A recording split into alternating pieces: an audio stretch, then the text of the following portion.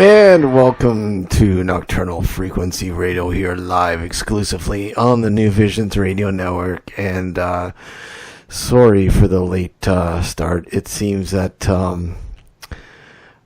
I guess Alex, the content for tonight's show seems to be kind of freaking people out, freaking us out. Mm-hmm.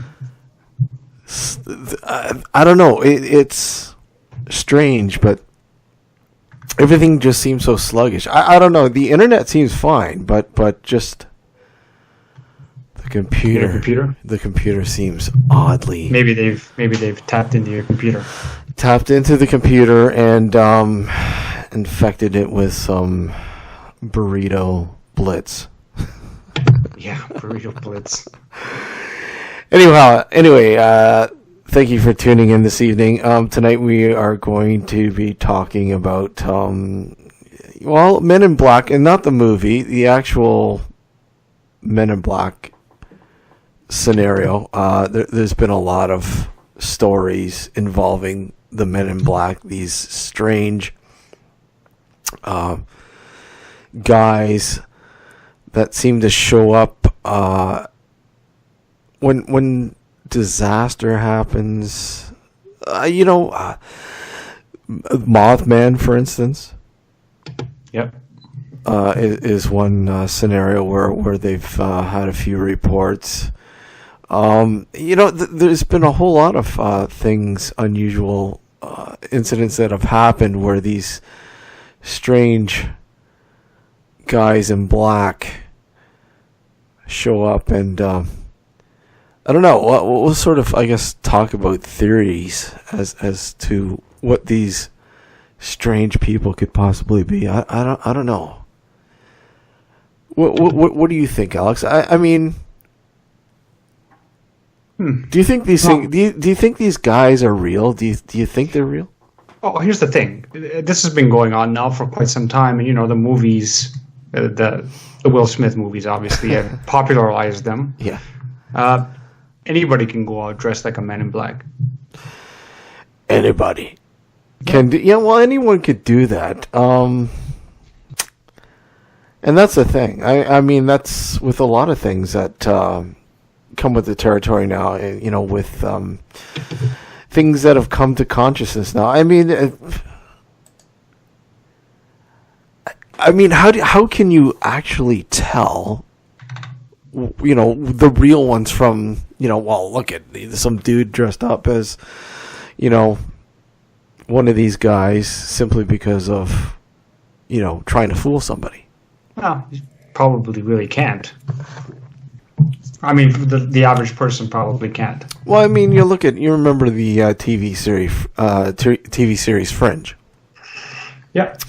And you had the guys in there called the Observers. That's right. So, sort of a similar sort of scenario. Mm-hmm. These guys that would observe, what was going on and sort of interject when they needed to. There's theories that, that these Men in Black are keepers of time. Mm-hmm. When somebody, for instance,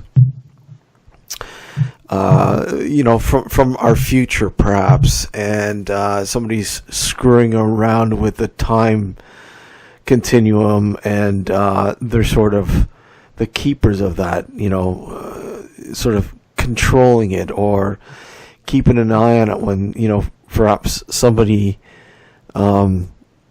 is screwing around with it and they shouldn't be. Right. It's quite possible. Anything's possible. Anything's quite possible. Mm-hmm. Yeah. So anyways, we're going to talk about the Men in Black, the real Men in Black. I mean, if there is real Men in Black. And, we'll see where that takes us. And of course, another sort of scenario that's intriguing, that's it's getting a lot more press these days, I think. A lot more. I remember hearing about this mysterious group called the Smiley Face Killers. Yeah. a while ago, and of course now there's I think there's a TV program on Oxygen TV about these retired New York cops or investigators are investigating these murders, these mysterious murders of mostly men who seem to be happening in bunches in certain areas. And what's happening is each murder has the trademark of a smiley face close to the crime scene. Right. So we'll sort of, I guess, dive into that a little bit as well, and some mysterious, missing people. Mm-hmm. It sort of, I guess, sort of interjects with each other. I mean, it goes side by side. Because, I mean, a lot of, when you look at the smiley face cases or ones that are possibly linked to them, and, some theorize that there's a group of people out there that are snatching these men and killing them. So, I mean, we'll sort of, I guess, look at that, analyze that, or look into it, and more. We've got a couple of our good friends on this evening to sort of join in and sort of get their take on it. Our good friend Gareth Davies from the Mindset Podcast is joining us this evening, and Justin Villareal will be joining us. Justin, we will be bringing him in as soon as we have our break here. And have you been watching that TV show Project Blue Book? I have not. What? No, I've been too busy catching up on Lucifer. On Lucifer? Yep. Dude, you need to watch it, man. It's pretty cool. It's an interesting TV series. It's based on the actual, Blue Book. Project Blue Book? Yeah. Yeah. By Heineken. And, the various installations of the military and whatnot that, sort of were hiding the fact that reversed alien technology and UFO sightings and all that kind of stuff, all the weird stuff that they were investigating, they were keeping them sort of under wraps and in check with this Project Blue Book. So the series loosely follows those cases, which is pretty neat. Sort of like, I guess a new version of The X-Files, if you will. Okay. Interesting. I don't know if you watch Game of Thrones.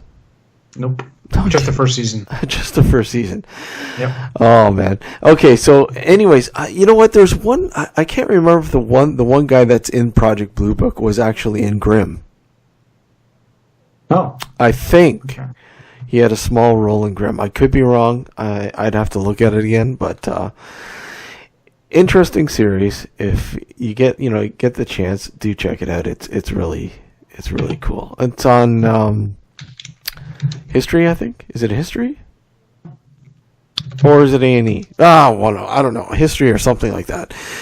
Yeah, History. Sorry, it's History. And it's rather interesting. So yeah, check it out if you can. So you said you're like rewatching Grimm. I have rewatched it. I finished it. You finished it off? Yep. So what do you think again after rewatching it? I'm just more pissed off that they canceled it. Really? Yeah. So you like it even more after the second round? Yeah. So what did you enjoy more with this? I just love the as the seasons went on, I love the intricacies of all the different storylines that they put in together. Yeah. What about the characters? I mean, like, I really that was the one thing that really attracted me to it was the characters and the fact that here's this modern day Grimm, hunting down these monsters, if you will, these creatures that only Grimms could see. Which is really cool. Yeah. But the characters were always neat. Yeah, they were. I mean, the whole concept was great. Oh, yeah. The storyline got better as it went on, and you know what? They cut it way too short because they could have done far more with it. Especially with the kids too. Like after the kids were born. Yeah. Well, yeah. I think the one thing that kind of sucked though, in a way, they kind of lost their way. I think a little bit, and they sort of regained it. There was a point in the series, I think it was maybe season 3 or season 4, where they just seemed to, I don't know, maybe the writers just were losing sight of the way the series was going to go. Mm-hmm. And they sort of scrambled to sort of fix that, patch that up, because it's, near the end, obviously, when they knew that was it. This is. The last few seasons of the last season, he knew they tightening up the belt and sort of bang. They really hit. They really smoothed it out really well. And yeah, it's too bad. It's such a great series. Yeah, it was. So, but anyways, we are going to take a short break here. When we come back, we are going to have our good friends Gareth Davies on and Justin Villareal. We are going to be talking about Men in Black. And you know what? Again, it's unedited because you never know where a conversation like this is going to go. And that's the beauty of this. Mm-hmm. It's again, most people, when they think of Men in Black, they think of the movie. No, we're not going to be critiquing the movies. We're going to be talking about the actual Men in Black. If there are actual Men in Black out there, hopefully we'll find out.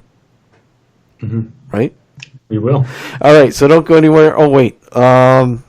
Again, if you want to follow us on Twitter, @DarkDiscussions, Facebook, www.facebook.com/Nocturnal Frequency Radio, and BBM, Nocturnal Frequency Radio, Instagram, Nocturnal Frequency Radio. We'll be right back. You're listening to Nocturnal Frequency Radio, live here exclusively on the New Visions Radio Network. We'll be right back.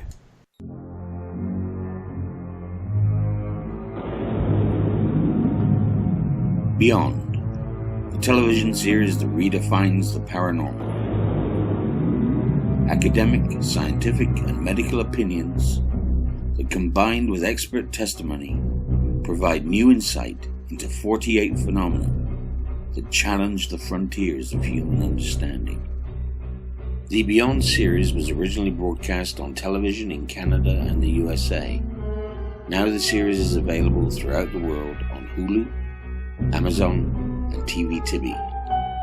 In Canada, it can be seen through Amazon On Demand.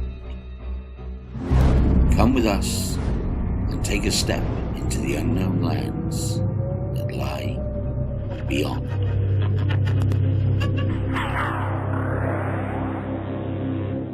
More information at beyondtheseries.com. This is Keith Age, and you're listening to Nocturnal Frequency Radio. Enjoy.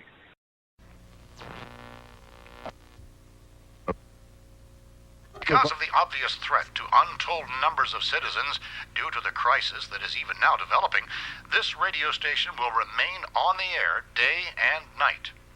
This station and hundreds of other radio and TV stations throughout this part of the country are pooling their resources through an emergency network hookup to keep you informed of all developments.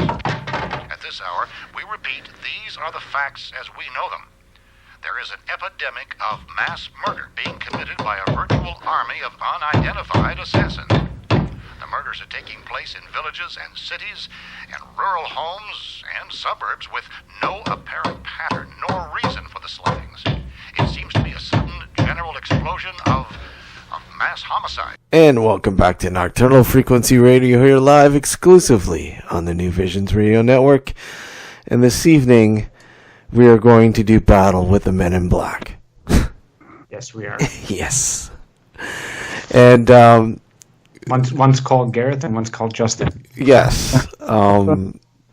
Justin, for those who may not know, is actually he's undercover right now in a hotel room.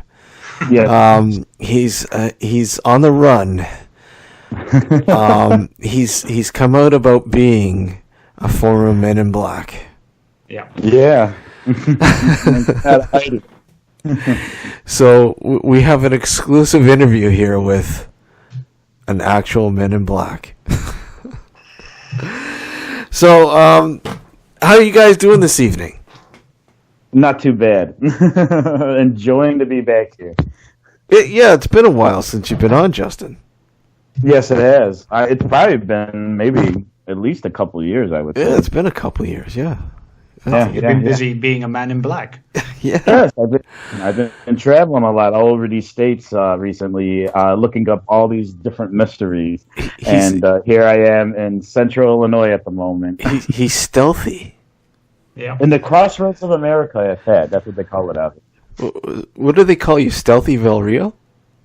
Well, sometimes they call me the Mexican Monster. Mexican Monster, yeah. How you doing, Gareth?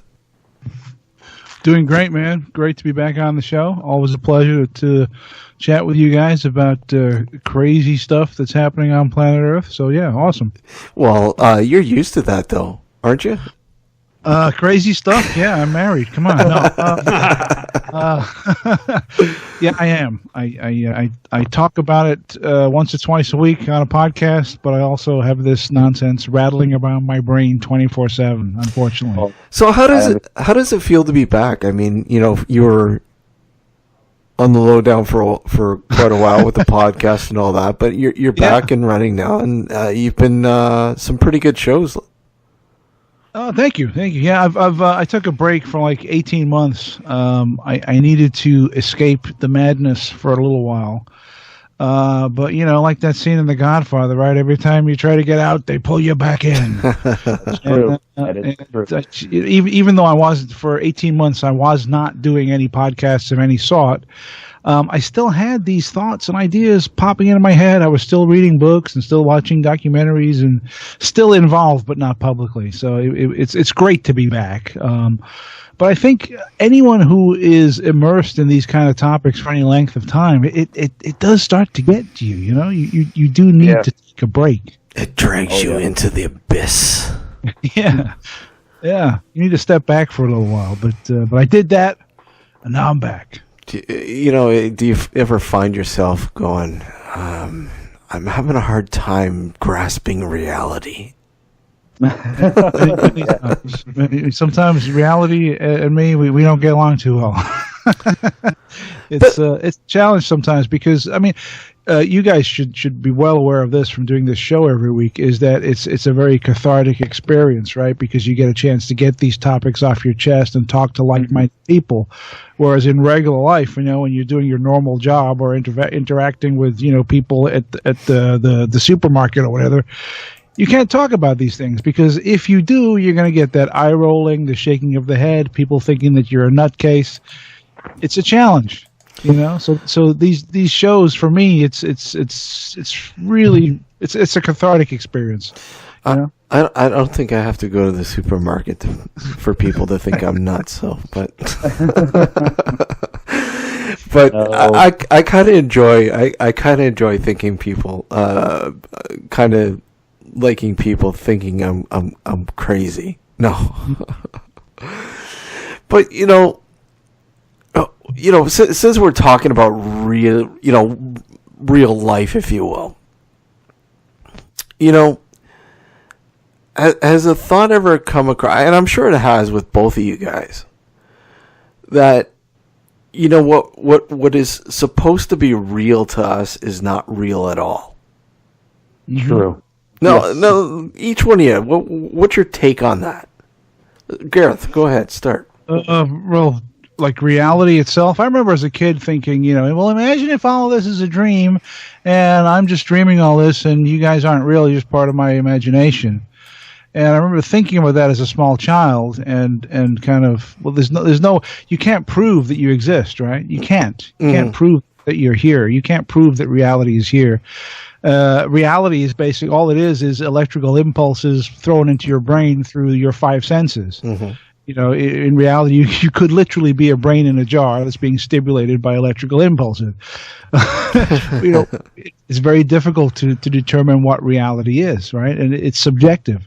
Everything we see and everything we do is filtered through our own belief systems, right? How we were raised, our culture, how our parents talk to us. It's all filtered through this perception filter. We never really experience real reality. How about you, Justin? I totally agree. I mean, I grew up from one belief system to another, and of course, it's been an open of discussions when you go through that kind of change. But it's a certain idea, I think, when it comes to reality, that we have a comfort in the finite of things. And luckily for me, going through all of what we do, from understanding religious perspectives to understanding paranormal situations of whatever that may be, cases to phenomena of all sorts, you start breaking what your idea of real and normal is, and it helps understanding and comforting you into the darkness of the unknown. So reality in itself, it's relative. It's, there's a certain understanding that we all go by, but in the end, it's not mostly what you make it. And being involved in what we do has most definitely helped. It's given me such a nice pill to swallow when it comes down to all the hard things that we have to deal with, and the other crazy stuff that comes out when the probability of while I was about to get into school, but the probability of any situation from false flags to whatnot are not so easy or not so hard to digest when it comes down to it. You're more susceptible to understand, or at least try to be open to other ideas. And that is breaking down reality sometimes. I don't know if you guys sort of find yourself tearing yourselves apart, going, look at, oh my God, I can't believe these people are so blind to understanding what reality is. They sit in front of the TV and they argue about what's the latest trending thing in Hollywood or whatever. It's just like, I don't know. It is annoying at times, because given what we've dealt with as a species, and even as what we've dealt with in our current history within whatever that may be, the last 50 years or so, you think would be a little bit more, I don't even know what the word would be for how we should be right now, but you think would be a little bit more advanced, I guess, by this time. But it's just kind of like, because I thought growing up in the 80s, our technology would advance. It would be a better society at that. And to me, from the 80s till now, given my perspective on things, not much has changed other than that I have a communicator now from Star Trek, and that's pretty cool. To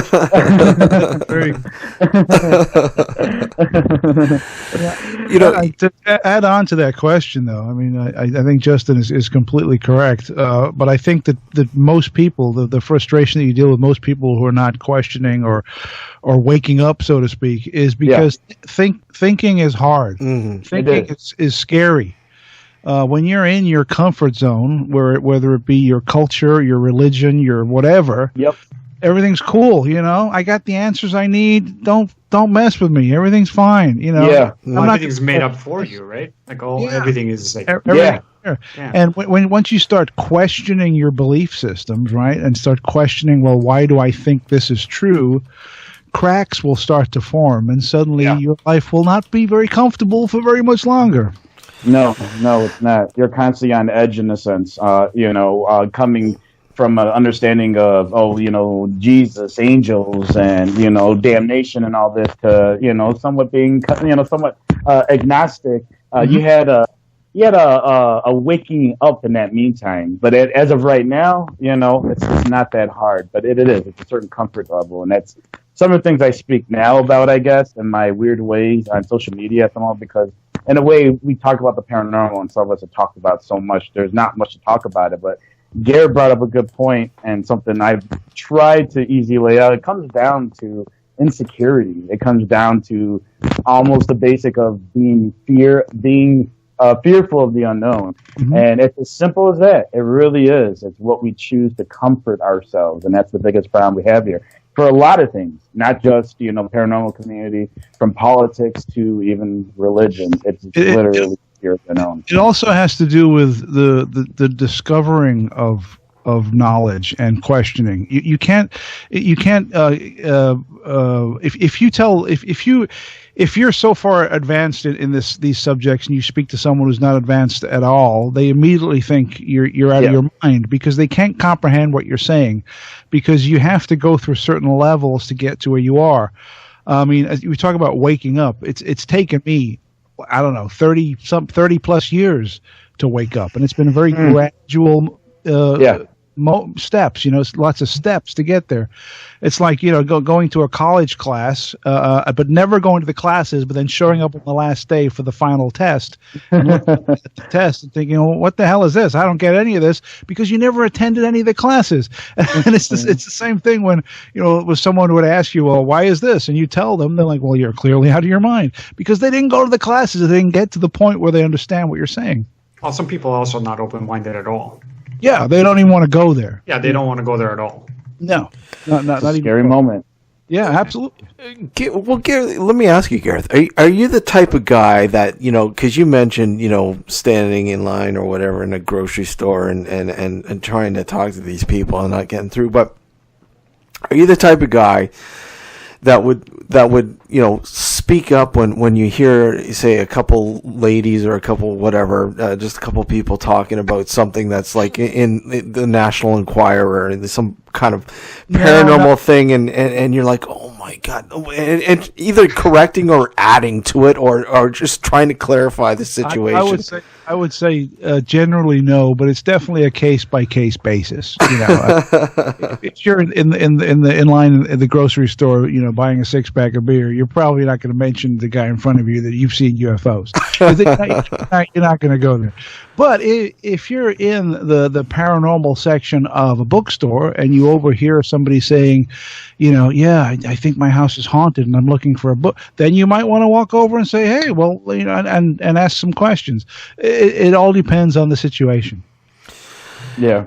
Well, Justin, have you ever come across somebody, you've been outed sort of, oh, that guy has investigated the paranormal. And you've been approached by some lady who has had some, say, experience. And she's telling you, well, I recorded these orbs on my camera. And I was just wondering, trying to convince you, the paranormal investigator, that they are in fact souls of dead people, and trying to connect it with, say, a scenario that she's somehow connected with. And what are you doing? Are you rolling your eyes? Are you trying to clarify it for her? What are you doing? What's going through your mind? I'm biting my tongue. No, at that point you gotta be case by case. So it is, you have to come off when you come and you're involved with this as long as you are. You have to have some sort of humanity, when you're coming and dealing with this. And at first, I just go about getting as much information as possible, and I reserve it as much as I can until I have that point to explain something or share some information, about whatever. And a lot of times in this case, which is actually happens more often than not, it comes down to, like seeing shadows and stuff like that. So if that's a moment for me to break in, well, actually, if you've been going through stressful times or lack of sleep, which is also stressful in a sense, then, maybe that you would see these things because it's just like a stressful situation at that. It's stuff that ignites these things, triggers these effects on you and whatnot.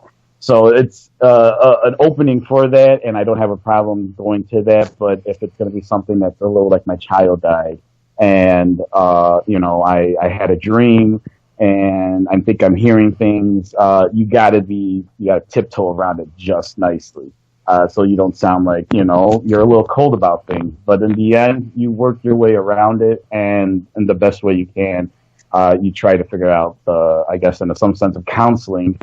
With dealing with that. But no, not cold turkey right up in front of them. I'm not going to crush their dream so much. Though I have, it seems, for some, but I do my best to not do. It can be a challenge, though, if you're with friends or family, like, Thanksgiving dinner or something, and suddenly the conversation goes into an area where you are very familiar with. And then you have that internal debate. Do I go there at the risk of sounding like a mental case? or do I, bite my tongue or maybe drop a few breadcrumbs to try to get them back on course? You know what I mean? Yeah. Alex, I mean, what about you? I mean, what you're in a public place or anywhere where there's a lot of people, whatever. I mean, is there like a trigger for you to just say, "Oh my God," and you open your mouth and everything starts. No, I usually walk away. You usually walk away. I just walk away. You walk away. As much as you're angered and frustrated and everything else, you'll just walk away. I have to, because otherwise it's going to be a disaster. But this, I don't know if you're familiar with UFO researcher named Greg Bishop. Okay, yeah. I've heard the name. Yeah. He his motto is "Do not engage," and I think he even has a T-shirt that says "Do not engage." It's just when you're dealing with non-like-minded people, and they attempt to try and kind of debate you or bait you onto answering. Well, explain this. Why is this then? You can't answer that, can you? And that kind of stuff is like, do not engage. Don't go there. Just smile and nod and move on. Because do not feed the trolls. It's unlikely that you're going to change anyone's mind. It's possible, but it's extremely unlikely. Yeah, it also depends, like you guys said earlier. It depends on the scenario. Like if the person's genuinely seeking assistance, let's say, but doesn't know anything or doesn't know very much, it's one thing. But when someone comes across as a know-it-all, and as you said, Gareth, you're not going to change your mind, so I just tend to walk away. Yeah, I hear you. Totally. So, okay. Did you say, Alex, if someone comes across as a mortal? No. As a know-it-all. Immortal, yeah. If they were immortal, I'd be asking them how are they immortal? So the best scenario is just to walk away. There's no point in engaging. Just walk away.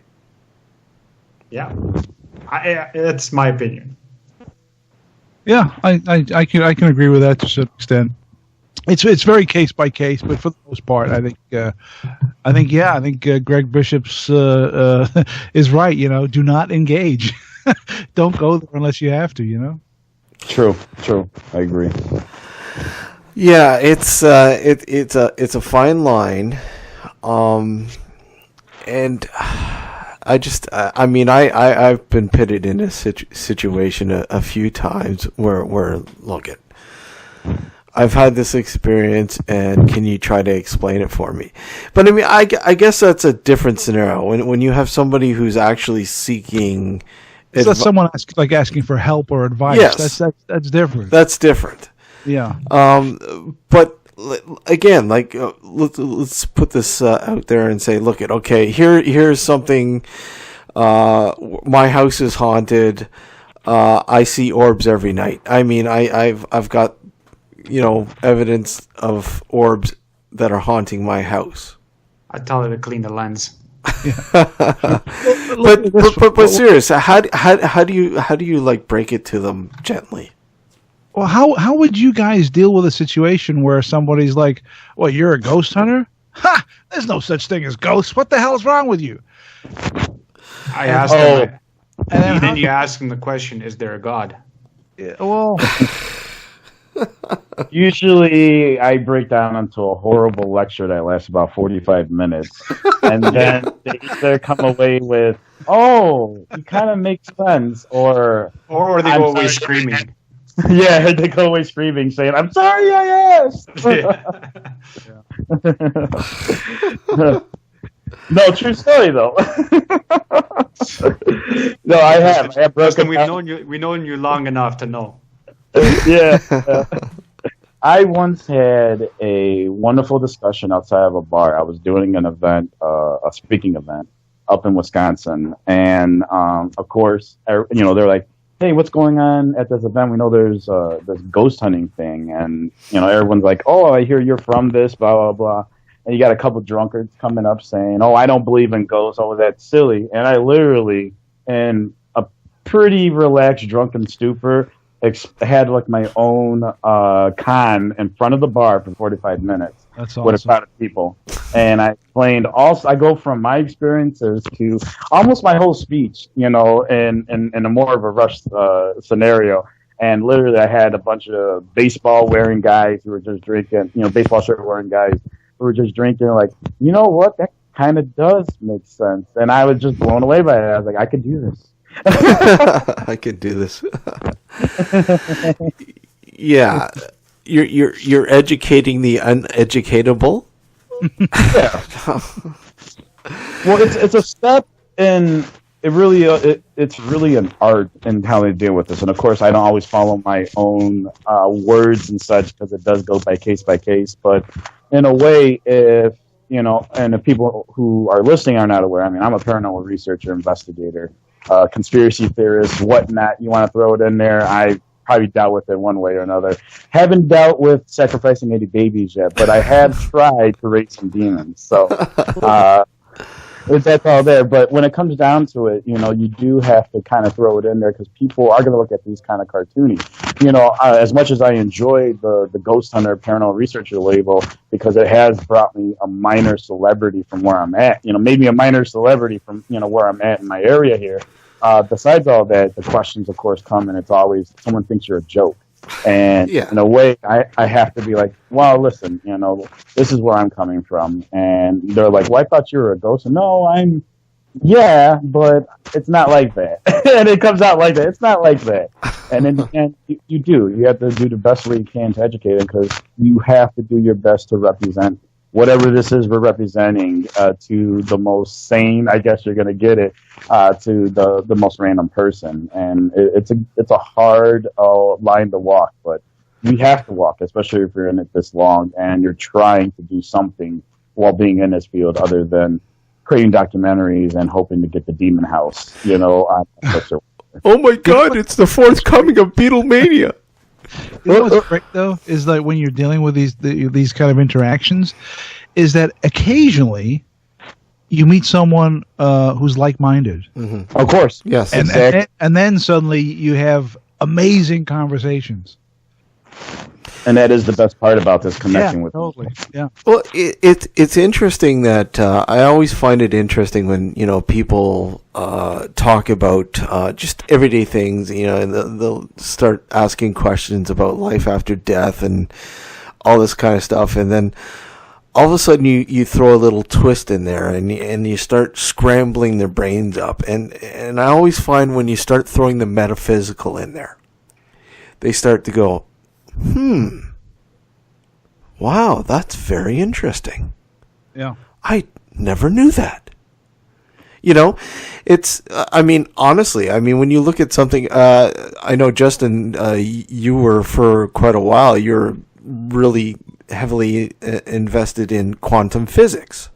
Yeah, it was, my big thing was quantum theory, trying to implement ideas of that into paranormal research. But these are things that most people don't even think about, and when you sort of throw that into the mix, it like their ears perk up. Yeah, because you're finally, if you're using something that is based in, I guess, reality, since we're still on the reality subject, people can grasp it, and when you're talking about things in science that are actually, theoretical, instead of just saying, oh, shadow people exist. If I say, hey, yeah, there's a possibility of that, but there's also a possibility that, this is from trauma that you experienced and your psyche's coming out. And Dr. Carl Jung had a theory about shadow people, and this could be the most, but yada, yada, yada. They start to actually listen because you're like, okay, this makes sense. Then they're coming from the third dimension, and your fourth chakra is cracked.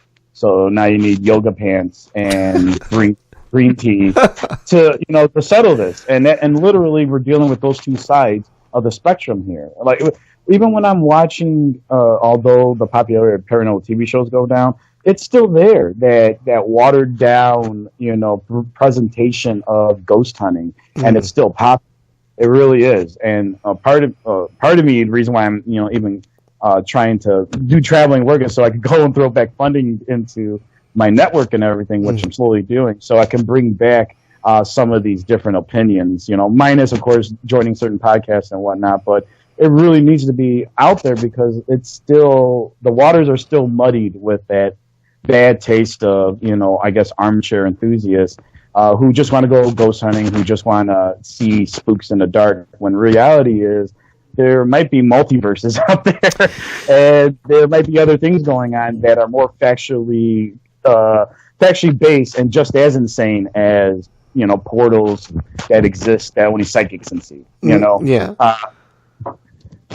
But in the, you got to break it down the best way you can, and the most scientific, I guess, the most reality based that you can get it, because most people are not. They're not going to want to. It is. If you're talking about ghosts, I hear it all the time. Oh, ghosts, you believe in that? And literally, I have to break it down to them and be like, it's not just about that. It really isn't just about that. Well, I've always gotten that. I've always had people, oh, you look for ghosts? Yep. And I'll sit there and go, no, that's not what I do this for. I mean, I try to explain the explainable, through relatively simple means. I mean, scientific means, what's available to us to try to explain something that is, is in most people's scenarios, are like weird. But it becomes very, very normal to that person when you start to show them, no, it's not weird at all. This is actually a common occurrence because this is happening, that's happening. And, you sit there and go, but there's always that little bit, that little 1% or that 2% or whatever, of something that's happening that's outside our current understanding. That's 10%. That is what I am trying to figure out. Yes. And if you want to call that a ghost, you go ahead. But that's, to me, that's not what I'm looking for. I'm not looking for a ghost. Yeah. That's not what I'm looking. It's not about simply going in and trying to find something that we have known for years to be a ghost, or whatever a ghost or a spirit is, or whatever. I don't know. The problem is the language hasn't changed. No, it hasn't. And we are still fighting it. Like, although things are the same in some aspect, our science, well, my God, we've been doing this since that was about 26, 28 or something, So for a long time, just doing podcasting alone, trying to get this out there, is a short minimum amount of time when it comes to, almost 100 years of paranormal research. And if people don't even understand the research of paranormal research, it wasn't about finding ghosts either. A lot of it was to debunk psychics at that. That's what this started off at. And then it has grown into what we see now, which is almost the same thing, except for we have fancier gadgets. But in the end, even when I was younger, looking at the material that we had now, some of the media that we had now, it was, psychics, the sightings, and from the unknown, or what was the Leonard Nimoy one? I forget. In Search of. In Search of. The Search of. There we go.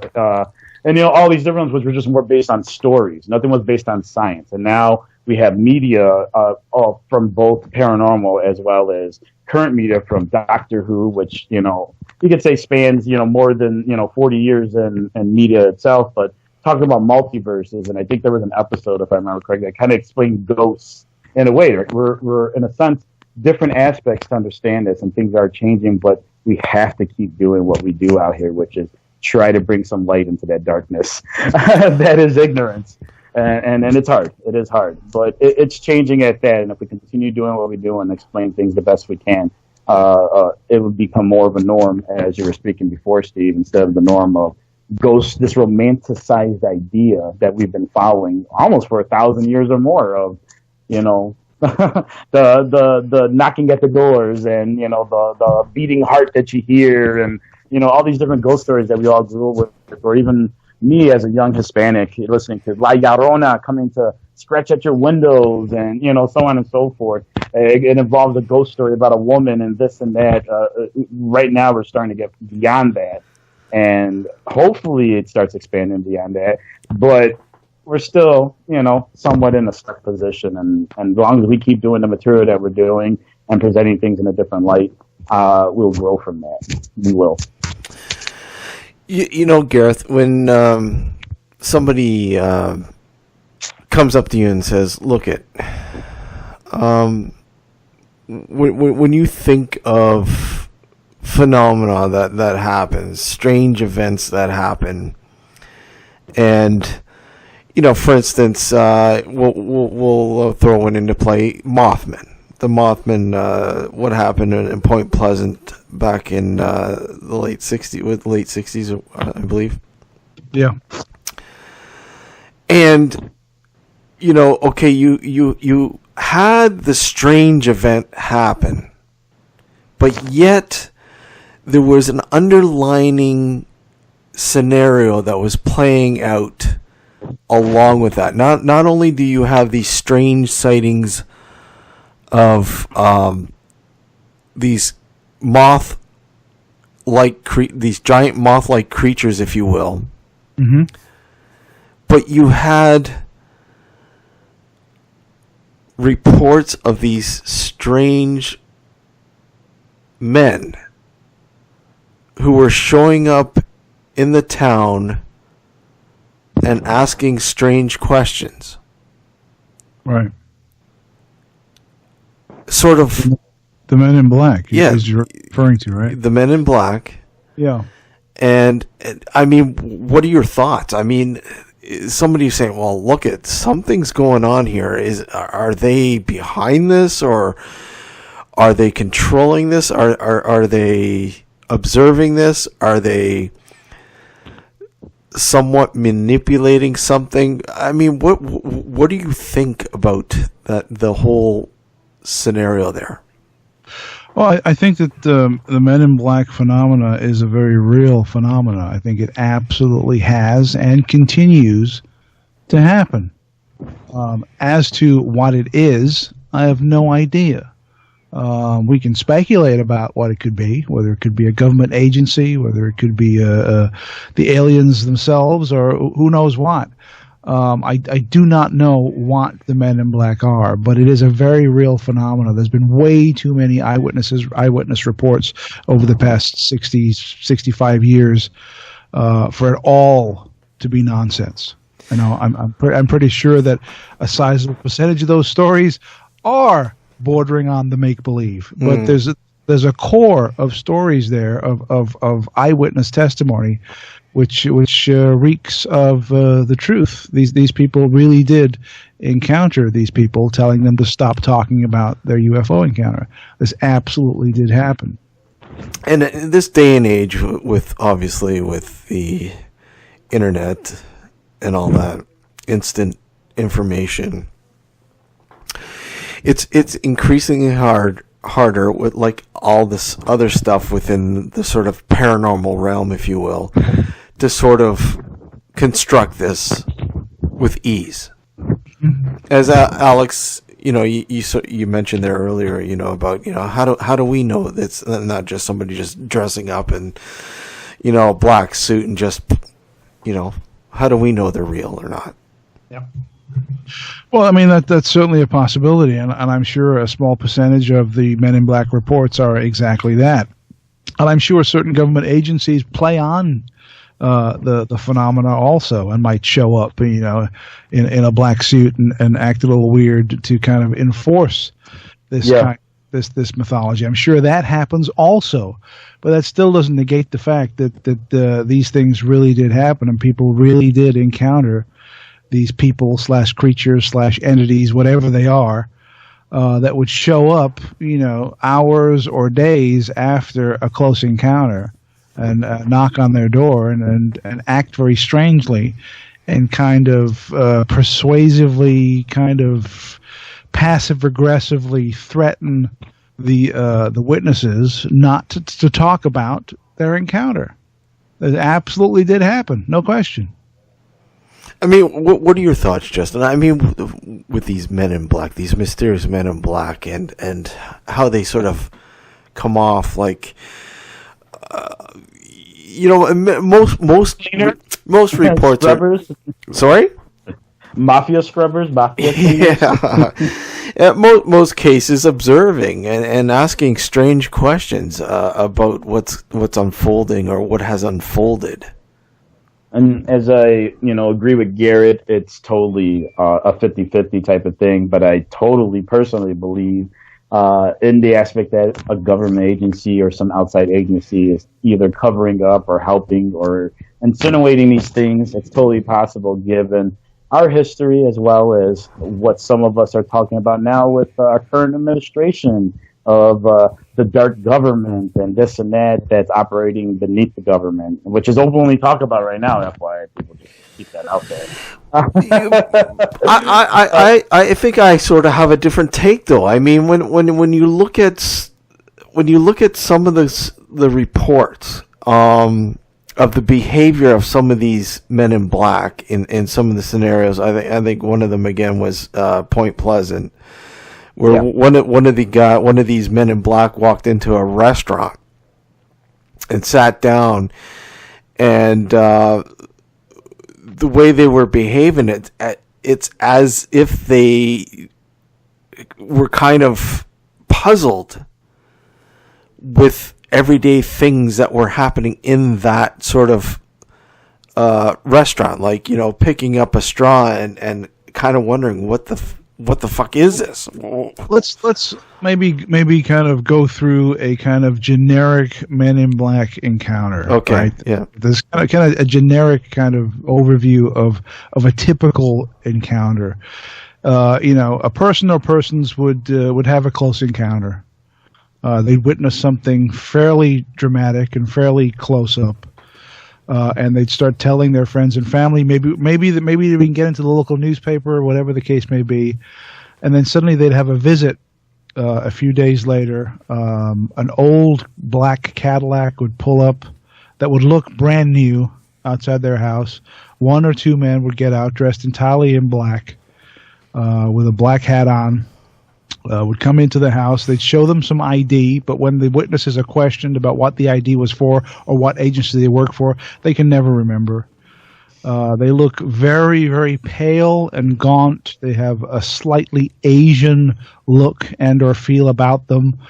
And they basically tell them or allude to the fact that, do not talk about this. It's in your best interest not to speak about what you witnessed.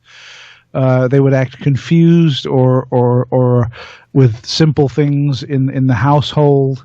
They wouldn't be very good on social cues. They'd look awkward and speak very robotically and then leave without a moment's notice. That's like a kind of typical scenario. Yeah, but can you not trace something like this to back in the 50s to something called McCarthyism? Sure, I'm sure culturally that plays into it. Mm-hmm. Now, you have to understand, disinformation is a huge factor in these things.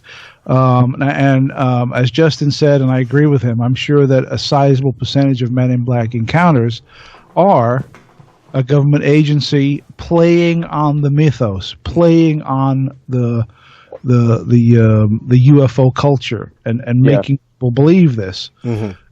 I'm sure that has happened and continues to happen, because we still have Men in Black encounters today. Mm-hmm, yeah.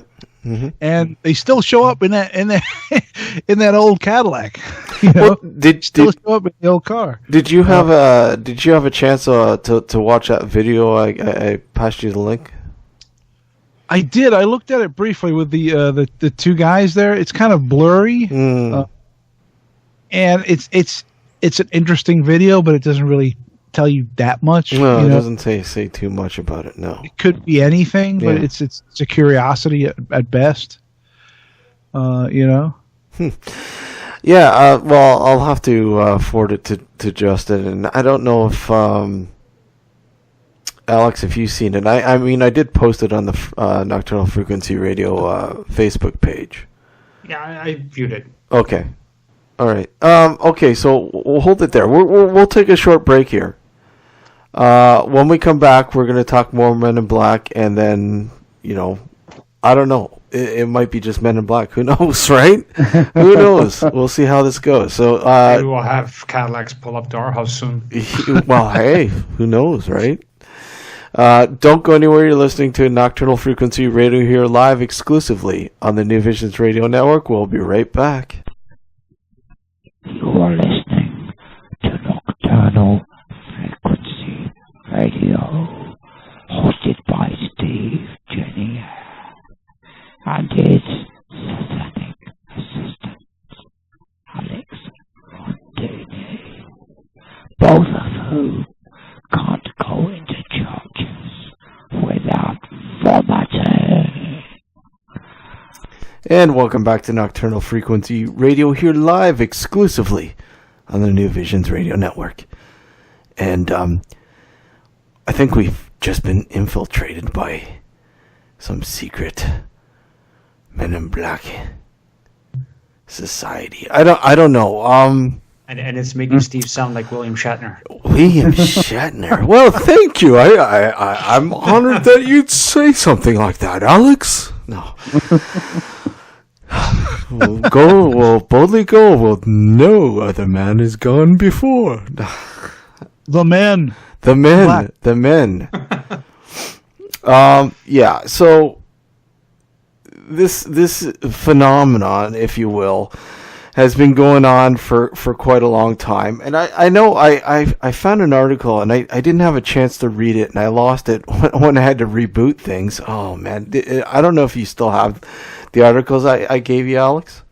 I have the three. I don't know which one you're referring to. Well, I think there's the one article there that gives you sort of a scenario, where it all began with the Men in Black. Okay, I can't I have the UFO sightings that launched Men in Black mythology. Okay, Is that the one? That might be the one. I mean, the first little bit sort of tells you a little bit about. Yep. So, if you want, I can read the first paragraph. Yeah. See if it sort of gives you a scenario on where it all Can you read began. it as William Shatner, please? Yeah. It's possible that the story of Men in Black, the mysterious figures that would become the subject of fascination in UFO conspiracy circles and eventually break into mainstream popular culture, can be traced back to one day, June 27, 1947. It's quite possible that it all started with one man, a boy, and a dog on a boat. Is that the one, Steve? I don't know.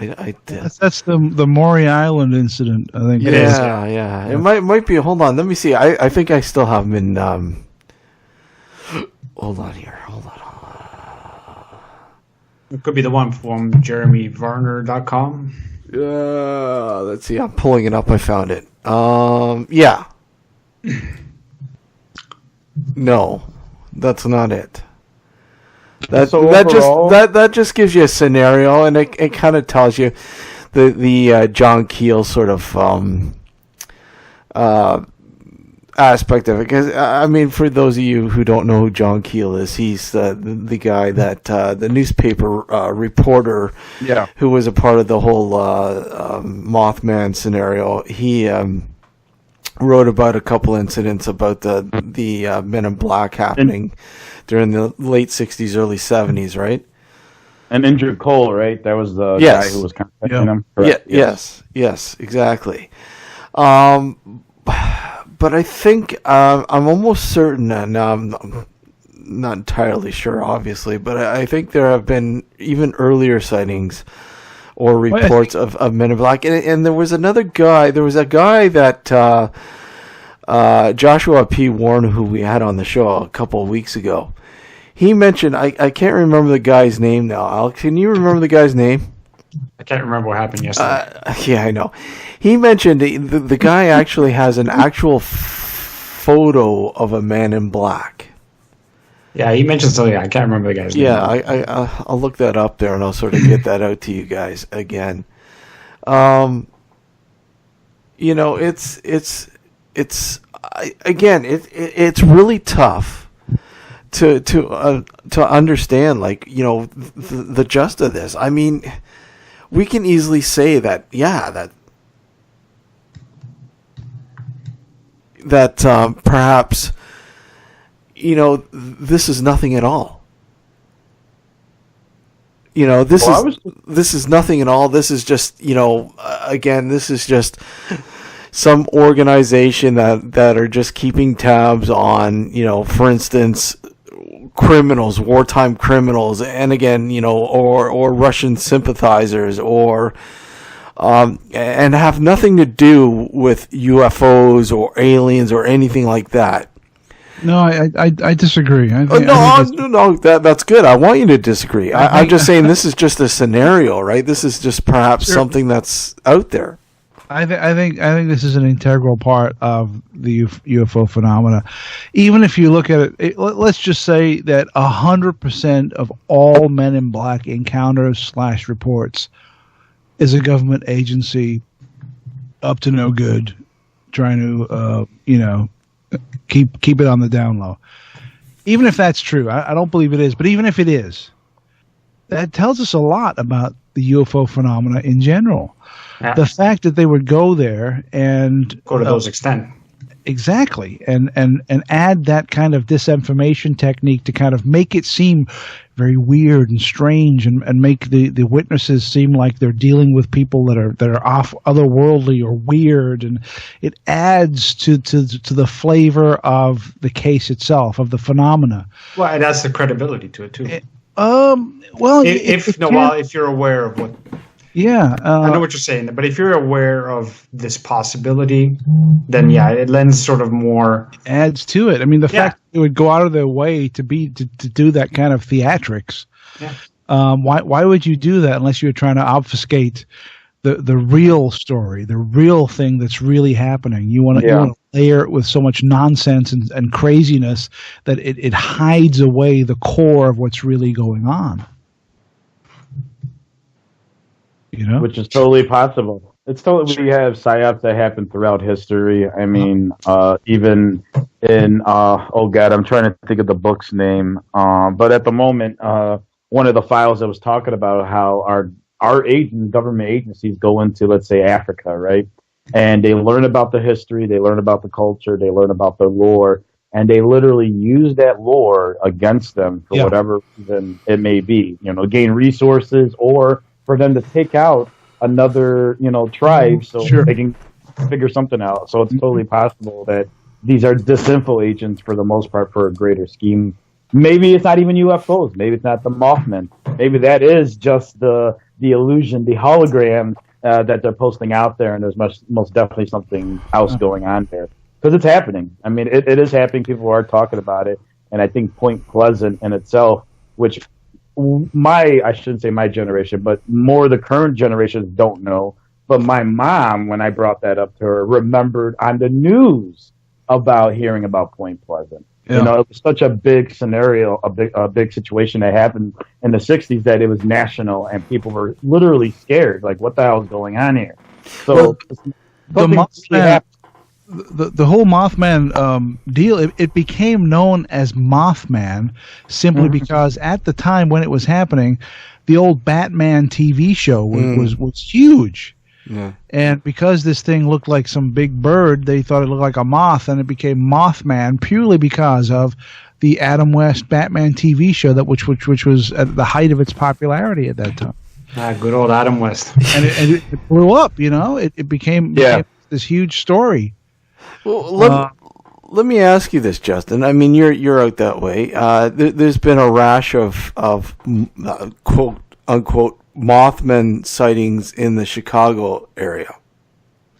I don't know if you're aware of that or not.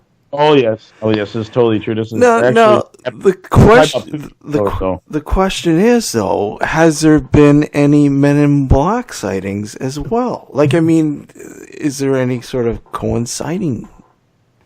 No, not that I've noticed anything at all about Men in Black, other than the cases being the claimed of the Mothman on the north side. Other than that, no Men in Black that I know of. And no, given the theory that the Mothman is kind of like a precursor to something happening, nothing has happened in Chicago that I know of that was such a big thing. So, except for bad weather. Except for bad weather. 1 minute 20 degrees negative, next minute 50, and then we're back down to 20 degrees above. But no, and we have tons of strangeness going on here in the Midwest as well. So I think we would hear a lot about Mothman issues as it is. But given some of the ideas of fault lines that we have here in the state, here in the Midwest as well, there's a total possibility that some of those UFOs that we're seeing are considered, with tectonic. I forget the term that they use, but it could be possibly tectonic plate shifting, causing UFO and all this other interesting things. It's like a plasma release, right? Like an energy release on the ground. And believe it or not, where I'm at here in Central Illinois, there's tons of stories from UFOs to Bigfoot right here in basically the heart of the highway. And last year, actually, I got to check out a couple local sites and whatnot and get go to some pretty crazy areas. But so far, no aliens, no Bigfoot. But the lore around here is pretty heavy in aliens, Bigfoot, and the occult, believe it or not. The occult. Oh, yeah. That's it, I'm moving. Yeah, we're all coming out that way, Justin. The beasts are coming. They're grabbing us all. You'll have to give us a tour. Yeah. Keep your meth to yourself. That's why. So, I mean, what do you guys think about the possible sort of alien connection that these are in fact not of this world, if you're of the earth, that perhaps they are from a different dimension or a different planet altogether, if you will? Possibly the Men in Black are just like the Men in Black in the Matrix, Mr. Smith at that. And they're constructs created by the Matrix to, whenever some interesting stuff happens, they come out and kind of give this info to kind of, blind the break in the Matrix, so to say. It's totally a possibility of that. I often think that depending on the scenarios with supernatural experiences, that it just might be the universe kind of having a glitch in the Matrix, as one would say. And maybe the Men in Black just happen to be there to maybe gain some data when these glitches happen, and then to kind of hide that data of why the glitches happen when they do this info thing.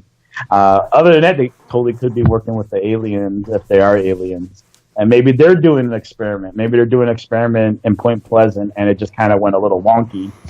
Someone was drinking the juice up there, on Saturn or something, and everything went wrong in Point Pleasant, so they send the Men in Black there to clean up the dirty work. They clean up the mess that was created. Totally possible for me in that sense.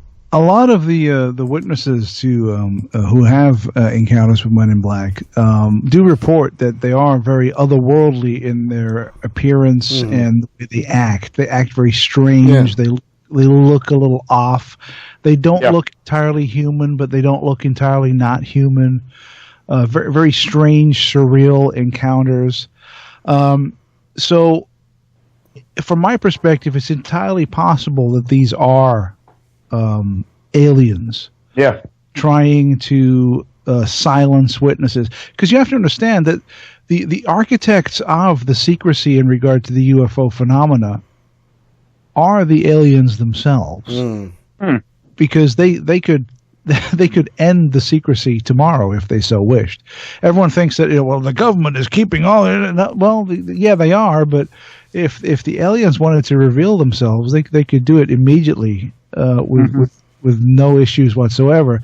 So the fact that everything is kind of on the down low and very hush hush and secret is primarily because of them. So the fact that somebody who would witness something and then publicize it and then have a visit from something to tell them to shut up, it's completely possible that it might be from the alien side of the fence. Yeah. And that's an important point too. I mean, not many people take that into consideration, Gareth. That these aliens, if you will, are far more advanced than we could ever think and possibly be at this point in time. That to think that these governments, or if you will, have any kind of control in this scenario at all, it's ridiculous. Well, they obviously do have control, and I'm pretty sure that certain segments of the government do have access to a vast quantity of information in regard to these events that we're completely unaware of. So that they control that aspect of it. But big picture, if aliens or whatever these things are, aliens, interdimensionalists, whatever, who knows, whatever they are, if they wanted to reveal themselves to us tomorrow, they could. Yeah. It's funny because, it's not funny, but I don't know if you've ever seen a TV series called Counterpart. I have not seen it, but I've heard about it. It's about alternate dimension, right? Yeah, it's just all of a sudden a glitch in time, and bang, there's like a creation. There a few people created, an alternate universe where you have a double. Right. And they have a area where they can cross over, and all sorts of weirdness happens. But I mean, here's another scenario where, look at, Justin, we've mentioned it, multiverses, if you will. Yeah. And how there's quite possibly glitches in time here and there, causing all sorts of things. That perhaps maybe that has happened to a certain extent that allows us now to understand something, or at least a select few of us to understand something where it's completely secret to the rest of us, that there is in fact a portal or something that allows us to move back and forth, and hence these men in black are a part of that scenario. Oh, yeah. I mean, it makes sense that they could just come and go as easy. It is the whole idea of them being part of the alien conspiracy itself, not that the conspiracy of aliens is a conspiracy, but their own conspiracy upon us would make sense because of the secretives. Even the disconnection between the reports of the men in black compared to what they are on the social situation would most definitely be that they're not from here, and somehow they're easily transporting themselves one way or another. And of course, that secrecy in itself is important, because if people did kind of see what's up with the rest of the universe, I mean, it would probably blow their mind that, oh yeah, we're not the only ones here, and this is not as cut black and white as we make it out. There's portals, there's dimensions, and there's things going on that we are not seeing, but we don't understand yet, really, when it comes down to that. I mean, I even a belief that there's a possibility we are just a seed that was on this planet. We were just, aliens came here, dropped us, did some experiments, and there's a totally possibility of them coming back every now and then, anal probing us and stuff, and just checking on their experiments. You're watching too many Aliens. Or something else. Well, I mean, to kind of add to what Justin was saying in regard to other dimensions and the like, and portals and so on and so forth. Not to discount that, because that's entirely possible that those things are part of reality. Mm-hmm. My personal feeling is that it's not so much other dimensions or portals. It has to do with the human perception of reality. Yes. Because we only perceive five senses. We only have these five senses. Maybe you could say a sixth with intuition and the like. So we cannot perceive real reality. In other words, if you have an anthill in the backyard and you put your hand next to the anthill or lie it on the ground and the ants will crawl over, the ants have no clue. They have no concept that you are there. None whatsoever. Because their worldview, their reality, their senses do not include the inclusion of us. And it's the same with us. We could be literally surrounded by other non-human intelligences right now, but we cannot perceive them because we do not have the senses to do so. Mm-hmm. But Totally agree. But every once in a while, whether it's a chemical imbalance in the brain or something, the veil will drop a little bit, or we'll become a little more in tune with a little higher level of reality, and we'll glimpse something or interact with something, or vice versa. Maybe they push themselves into our five sense reality. Garrett, you mentioned that the chemicals, the imbalance in the brain and such. Are you suggesting that, paranormal or, in this case, aliens, all the experiences that we're having, besides the fact that we're having a chemical experience in itself and electrons, that everything is perceived through the mind, per se, that ghosts, ghosts are not here. Yeah. We are perceiving them through the mind. Sure. Basically. Well, everything is. The microphone you're talking to right now, the computer I'm looking in front of, that's all perceived through my mind. Whether or not it exists physically, is who knows.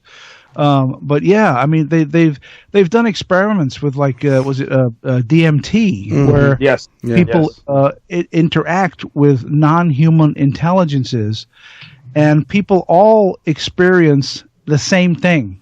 Yes. Right? Yeah. Now, the way I look at it is like if you're hallucinating, if you take a drug and you're hallucinating, the hallucination is always very personal. It's never replicated with another person. But not so much with this. Yeah, DMT or ayahuasca. They experience the same thing. Two people who don't know each other will take this drug and witness and experience the same thing. It's as if there's certain filters in our brain which naturally filter out sections of reality.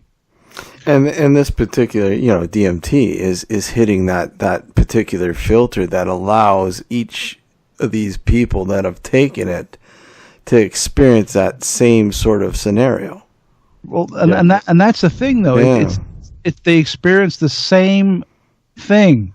Now, if you would really think that if it was an hallucination, if it was an internal experience, everyone would experience something different, right?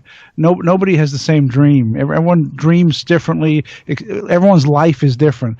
But when people start experiencing the same thing, it really is as if certain aspects of our brain are naturally shut off on purpose, so we do not experience fuller reality than what we do experience. Or it's all about that interconnectedness. Right. But let me play devil's advocate a little bit here about that analogy you said earlier. How do we know that they're not aware of us? Well, it's very simple. No, I don't know. But it's unlikely because they don't react like we're there.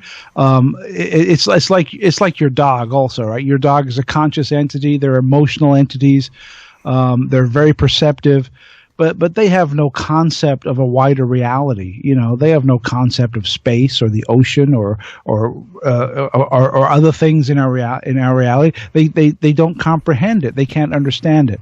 It's a very primitive thought process. And you think with an ant, it's the same thing. When you put your hand next to an anthill, they have no concept that you're there. They don't react like you're there. They don't know. They don't have the attention to focus on what's there. Unless you have sugar on your fingers. That's different. That's food. But then I know. They're aware of the sugar, but they're not aware of you. I know. Oh, yeah. And it's so true. I mean, these are things that are so simple, and most people just don't take into consideration. But, yeah, I mean, when you look at, again, how you were mentioning that, you know, we rely on senses. And when we look at the world and how we perceive it, we're taught that tangibility is a major player. And if something is not tangible, we just is it real? We don't think it's real. It's just a figment of our imaginations, if you will. Right. You know, and when you get down to sort of, using the metaphysical sort of aspect of things again, this is, if somebody is well versed in understanding that sort of area, then you start to realize that, okay, something much larger is at play here. We do understand, but because these filters are in place, we'll never fully understand. Well, look at things like radio waves and infrared and ultrasound and all of these things that we normally naturally have no concept, no way to know that these things exist. It's only over time and experimentation and making machines and devices to detect these other levels of reality that we become aware of them. Right? I mean, as a human being, you don't know what the fuck a radio wave is. I mean, what is that? That's nothing. You can't even begin to comprehend what it is. No. And I mean, it's something that we've discussed many times. And Justin, you'll remember, something as simple as EMF. Yeah. And how it interacts with the environment, how it interacts with the human body, the frequency that the body carries.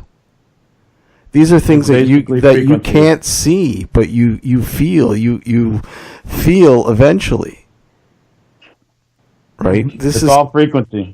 All frequency. Everything we're dealing with is frequency. Thinking about time is a frequency. Thinking about even understanding mind is a frequency. That's why I brought that up, Gareth, because in my studies and my research so far, I'm not looking for the ghost sitting in a corner or they're going to come out when I call them.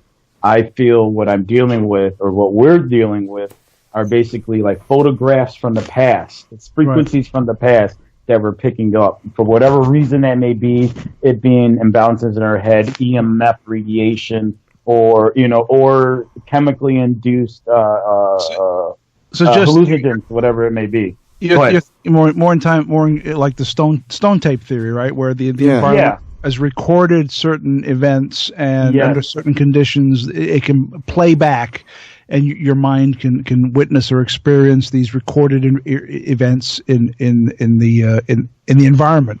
It's emerging from whatever levels of subatomic particles it's coming from, and for whatever reason, yes, exactly, because it would make total sense why we don't have no physical evidence, but we have tons of anecdotal evidence of all these things happening. Well, and a lot of hauntings where there's been an extreme emotional event, like a horrific murder or something where it's a very, very emotionally powerful event. It's as if the environment will somehow record and under certain conditions play back that event to somebody who's in that vicinity. Well, and this is where science comes into play. I mean, there's even I can't think of I think limestone, but there's certain stones actually, in a sense, hold energy, and you will find these old houses in certain areas that seem to have this certain energy to it. Right. For whatever reason, it's vibrating that way, because no matter what, people may think, things vibrate. They vibrate. You're vibrating. Stones are vibrating. Glass is vibrating. It's all vibrating. Well, go ahead. That's the thing, Justin. I mean, we are here to create energy. We create energy constantly. And, us talking right now, we're creating energy. And it's, when we look down at energy, it's infinite. It never dies. It just transitions, but it's a constant. Yeah. Right? So when again, if you're looking into something like a haunting, if you will, and you're looking, that energy is becoming perhaps an imprint, right? Yes. And it's trapped in that whatever environment that it's in, and it's constantly playing out. And again, we'll say residual, if you will.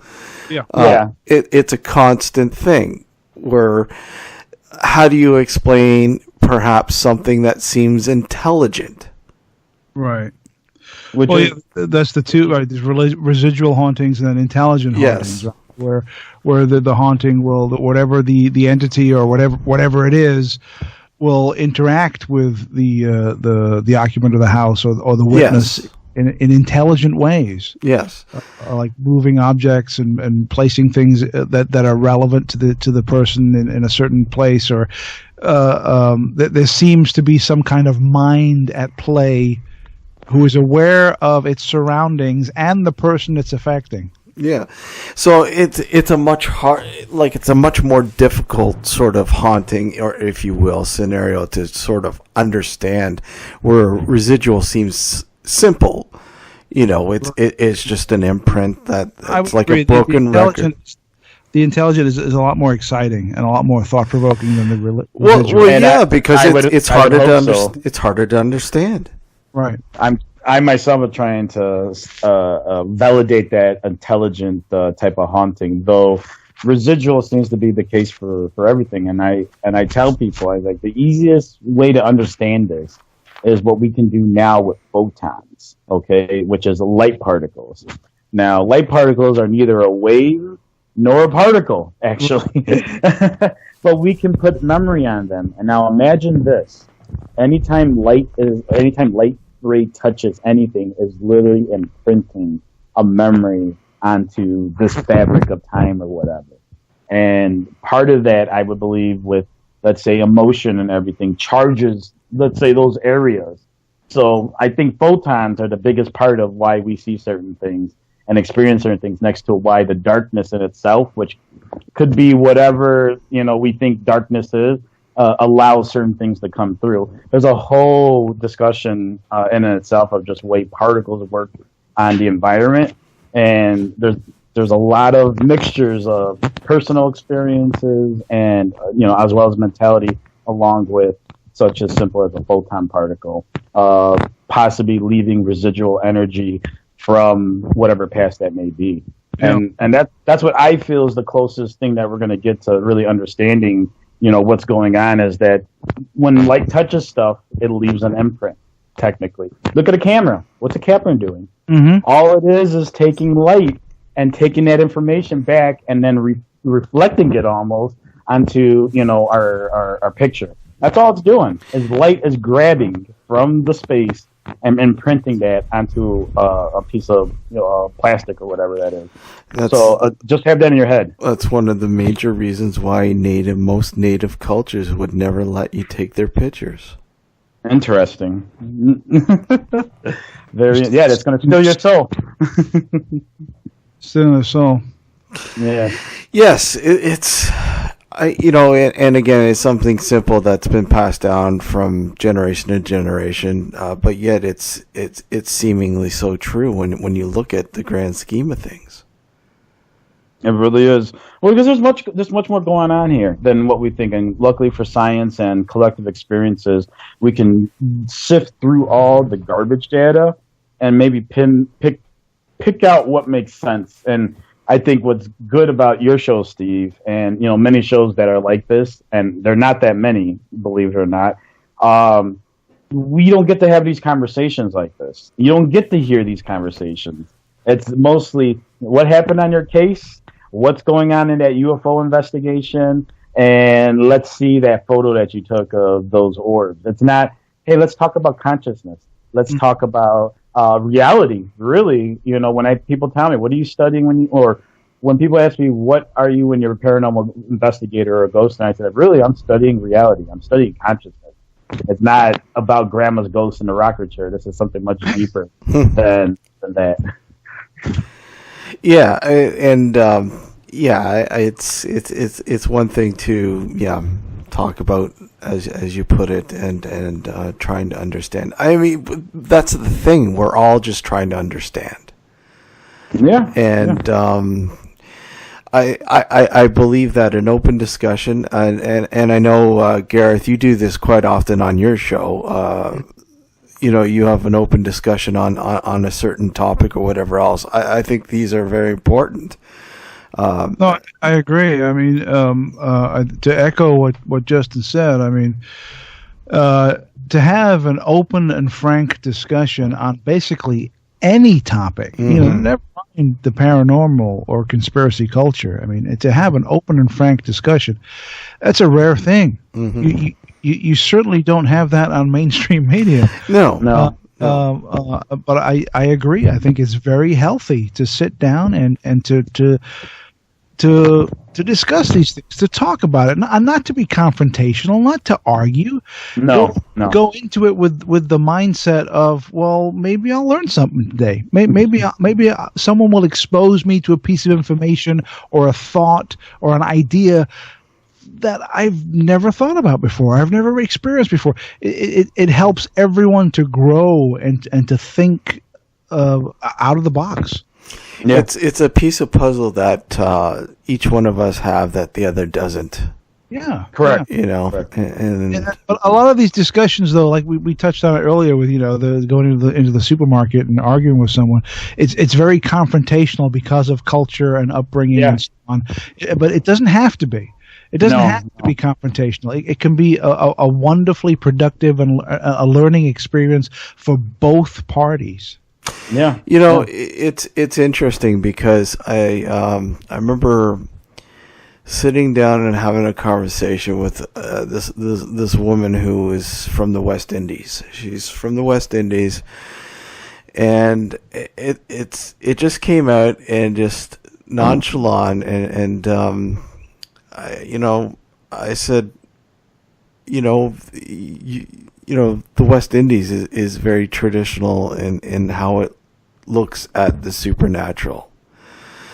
And I said that, and then all of a sudden, these stories just started flowing out of her, and she's telling me these very, very unique, very traditional sort of like ghost stories that she herself or family members had experienced.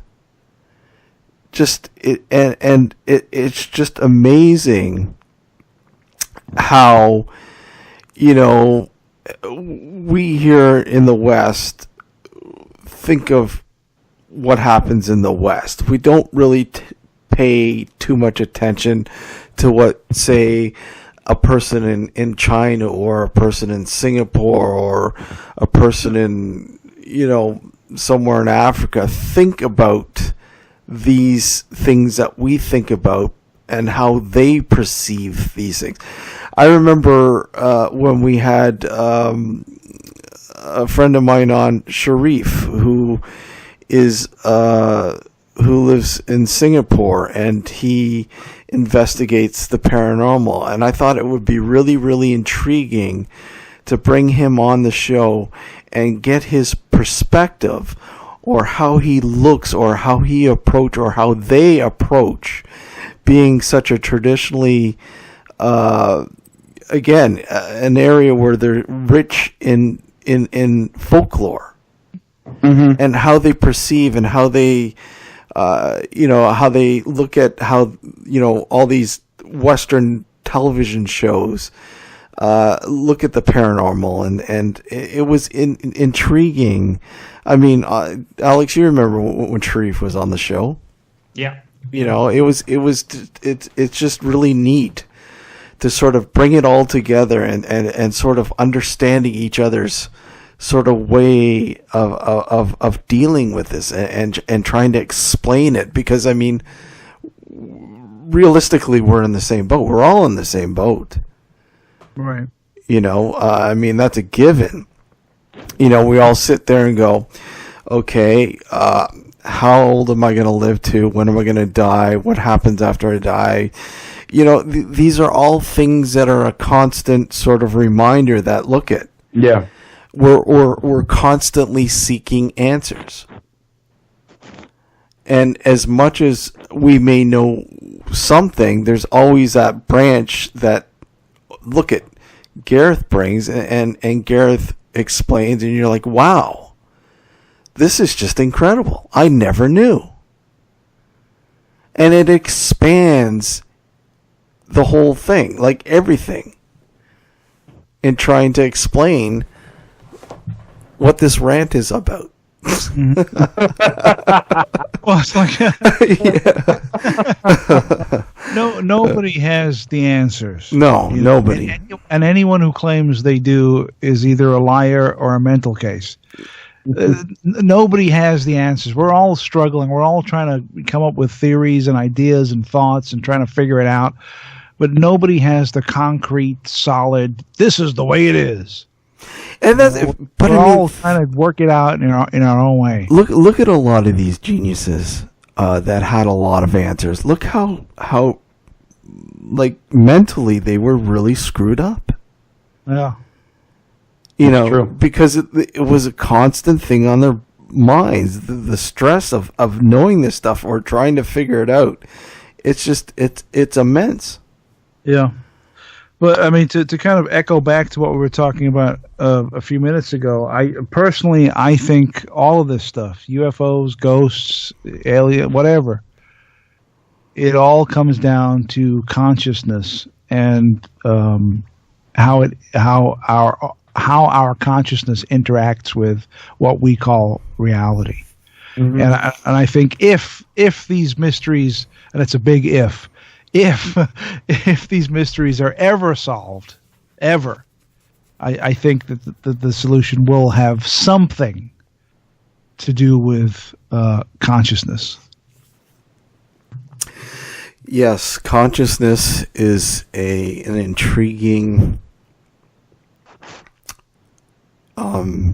realism, if you will. Enigma. But I mean, that's the thing. You know, when you get down to it and say, look at consciousness, we all have, we're all, well, semi-conscious, if you will, not fully conscious. I mean, if we were fully conscious, we're all self-aware, right? We're self-aware, yeah. But I mean, when you look at that and you say, how did it come into being? How did we receive this consciousness? On one of the podcasts I did a month or two ago, we had a really interesting discussion about something that I call the automatons. And a sizable percentage of the population, and this is pure speculation, okay? There's no basis in fact. Pure you're covering yourself here. It's pure speculation. Is that a sizable percentage of the population of planet Earth appear not to be conscious? Yeah. It appeared to be working through a program. Going through the motions, yeah. That they are, they're an automaton. A lot of these people are programmed to be successful, and they in their jobs and in their workplace and in their profession, they are extremely proficient at it and make lots of money and do very well for themselves, but they don't appear to be self-aware. It's like the automaton phenomena, and I think. We've all encountered people throughout our lives and they're all very nice people and all great, but there's no spark. There's no thought. They just go through the motions. They have their daily routine that they stick to. Right. Yeah. This is all I've ever known. I could not live like that. Well, I think a lot of people do, and it's scary that they do. Yes. And I don't know whether it's just now. I think you mentioned earlier that different cultures and most people are unaware of different cultures. And while you were saying that, I was thinking, well, most people are unaware of different cultures because they're too busy trying to survive. Well, they're too busy trying to put food on the table, keep a roof over their head, and keep their family together. They don't have time to worry about Joe Blow in XYZ country. Mm-hmm. Yeah, they're trying or the universe, shit together. The universe. Right. And maybe that plays into the whole automaton theory. Oh yeah, most people are in survival mode. They don't have time to speculate and think about shit. They're too busy just trying to live. Sure, but I mean, when you look at something simple like Netflix, and Netflix produces this documentary on a guy who trains spiders. That's me. No, I'm joking. And nobody ever gave a shit about that, or it wasn't a thing that anyone ever knew existed. But yet, when it plays out on Netflix, it becomes something that those people who are just trying to survive are intrigued by. Yeah, it's like you have the lower class, the poor people, the middle class, and then the wealthy, right? Mm-hmm. And it's like poor people, they can't speculate and wonder about stuff because they're trying to survive. They're trying to keep a roof on their head and food on the table. Rich people, they're not going to speculate because they don't give a fuck. They got everything they want. What do they care? Yeah. It's only the middle class that has the time to kind of think, well, wait a second, what about this? And start thinking about shit. Yeah. We're right in the middle of the spectrum, basically. Right. Living on two sides. But have you noticed that worldwide in the past 20 years, 30 years, there's been a massive decline in the middle class? Oh, yes. Yeah. The middle class is going the way of the dinosaur. When you think about it, it's like maybe in 100 years from now, you're either going to have so much money, you're not going to know what the fuck to do with it, or you're barely going to be surviving. Yeah. There's no in between anymore. It's going the way of the robot. If that happens, the people that think and question and wonder and try and figure shit out, they're gone. That's it. I'm going to go vault a car hood. It's done. There you go, Kevin. Yeah. Okay. Well, that's about it, really. It just flies. It's a fun note to end the show on. And thank you to those of you who tuned in to our ongoing series now called "Vaulting a Car Hood." Guys, I want to thank you for joining us tonight. And, obviously, I'm sure this will happen again in the future because it's always great having you guys on. Gareth, just get out what you need to get out there to the listeners. Pleasure to be on with you guys. Always great to talk about stuff. If you want to hear more from me, just go over to mindsetcentral.com. There you will find a whole manner of podcasts. Every week I do the Mindset Podcast where we touch on all kinds of crazy topics that engulf planet Earth on a weekly basis. And Justin? Yes, you can find me, I guess the best handle is my Twitter handle at CrazyJ82, and you can find out more at the AnonymousRadioNetwork.net. And until further notice, we'll probably have a new website up. But go ahead and check that out, guys. You always PM me, DM me, do all that. Thank you.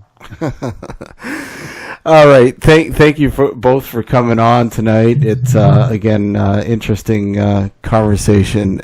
Too bad we didn't get into those crazy smiley face killers, but hey, I think consciousness and the Men in Black dominated. Well, This is for the next show then. Exactly. Yeah. Exactly. All right, guys. Take care. Thank you. Good night. Bye. Good night, everyone. Good night. So, Alex, You. what are your thoughts on consciousness now? You're gonna ask me that now?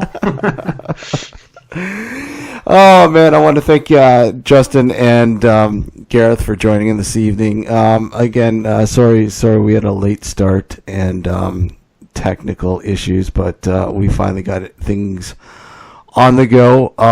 Interesting conversation about Men in Black and consciousness and reality and all that wonderful stuff. So anyways, we'll be back next Sunday night, 9 p.m. Eastern Standard Time. Until then, guys, have a great week. Thanks for tuning in like usual, and we'll see you here next Sunday night, okay? Again, if you want to keep up to date what's going on with the show, go to facebook.com/Nocturnal Frequency Radio, or just simply type in the Facebook search box, Nocturnal Frequency Radio, and you'll find our page. That for upcoming guest topics and all that fun stuff. So until next Sunday night, guys, take care, and thank you for tuning in. You've tuned into Nocturnal Frequency Radio here live exclusively on the New Visions Radio Network. Have a good night, Good everyone. night. You are listening to Nocturnal Frequency Radio, hosted by Steve Jenny and his satanic assistant, Alex Montini, both of whom can't go into churches without vomiting.